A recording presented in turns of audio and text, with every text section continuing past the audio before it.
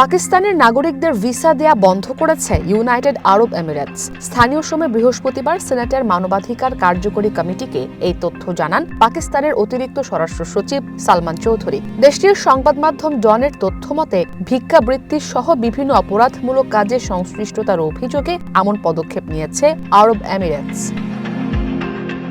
এ বিষয়ে সতর্ক করে সালমান চৌধুরী আরও বলেন, সৌদি আরব ও ইউনাইটেড আরব এমিরেটস এই দুই দেশ এখনও পাকিস্তানি পাসপোর্টের উপর আনুষ্ঠানিক নিষেধাজ্ঞা আরোপ করেনি, তবে নিষেধাজ্ঞার সীমা পর্যন্ত গিয়ে থেমে আছে। যদি সরাসরি নিষেধাজ্ঞা আরোপ করা হয় তাহলে পরে তা তুলে নেওয়া বেশ কঠিন হয়ে যাবে। বর্তমানে আরব এমিরেটস শুধু নীল অর্থাৎ অফিসিয়াল এবং কূটনৈতিক পাসপোর্টধারীদের ভিসা দিচ্ছে বলে জানান পাকিস্তানের অতিরিক্ত স্বরাষ্ট্র সচিব।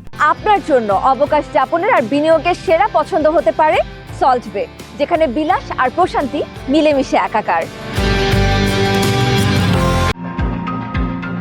এদিকে স্বরাষ্ট্র মন্ত্রণালয়ের এই বক্তব্যের সত্যতা নিশ্চিত করেছেন সিনেট মানবাধিকার কমিটির প্রধান সামিনা মুমতাজ জেহেরি। তিনি বলেন, অনেক পাকিস্তানি আরব এমিরেটসে গিয়ে বিভিন্ন অপরাধমূলক কর্মকাণ্ডে জড়িয়ে পড়ছে।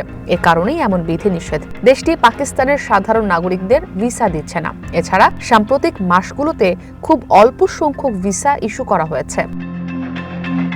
তবে নাম প্রকাশে অনিচ্ছুক আমিরাত দূতাবাসের একজন সিনিয়র কূটনীতিক বিষয়টিকে গুজব বলে উড়িয়ে দিয়েছেন। সংবাদ মাধ্যম ডনকে তিনি বলেন, পাকিস্তানি নাগরিকদের ভিসায় কোনো নিষেধাজ্ঞা নেই। আরব এমিরেটস ও পাকিস্তান দীর্ঘদিন ধরে ঘনিষ্ঠ কূটনৈতিক, অর্থনৈতিক ও সাংস্কৃতিক সম্পর্কে যুক্ত।